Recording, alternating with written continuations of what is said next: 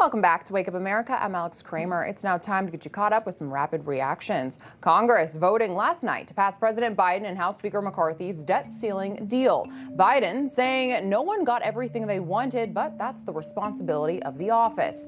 McCarthy highlighting that deal includes the largest spending cut in American history, along with work requirements for welfare.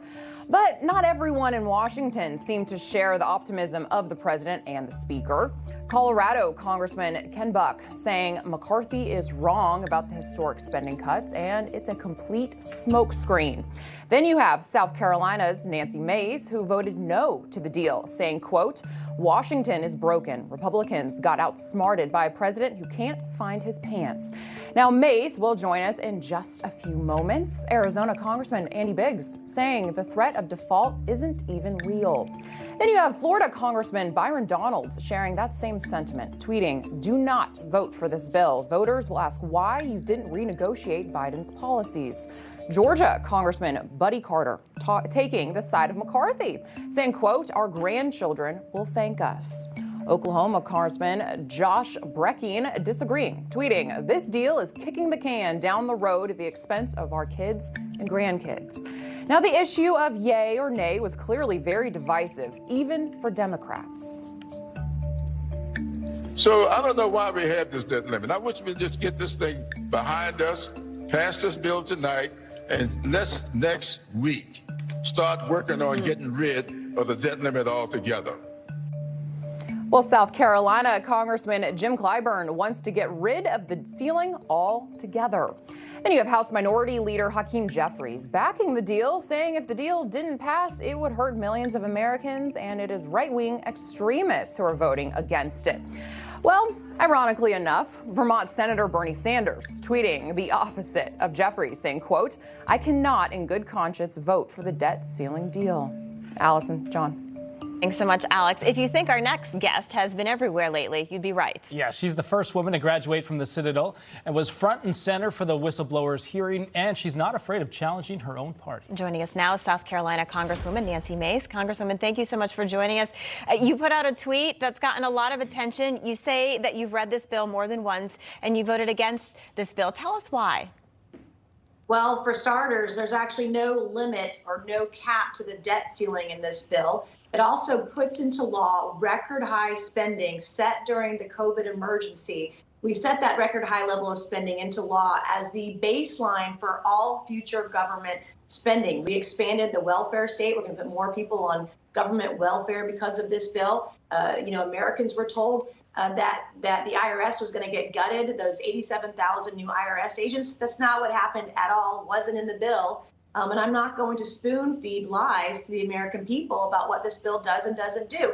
The supporters of the bill were bragging that this cut $2.1 trillion of the deficit over the next 10 years. This was a 2-year bill, not a 10-year bill. And the CBO score, the Congressional Budget Office, said it was only $1.5 trillion in savings to the deficit. But oh, by the way, we're going to add $17.3 trillion to the debt over the next 10 years. Four of that being over the next 2 years. And so when you talk about the amounts of money that was not cut, it's untenable. And the vast majority of people in this country, whether they're Republican, Democrat, or independent, wanted to see real spending cuts in order to raise the debt ceiling. That bill did not do that at all. And I'm beside myself. I'm about as jaded as I have been in my 2 years in Congress, and it's very, very disappointing to see what went down and how Republicans were fleeced, American people were fleeced, and Democrats were walking out of the chamber last night bragging about how Republicans got rolled.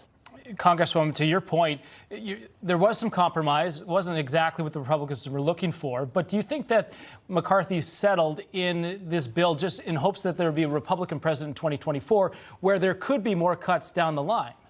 Oh, I was told that we had to hope and pray we win in 24 to keep this thing going, which is not what I want to hear, which is why it's so important if we're going to make cuts that we put it in writing, we put it in a bill, and we sign it into law. Because I can't remember the last time Congress made a promise that it could keep for the next 10 years. We don't know who's going to be in the majority in 24, 25.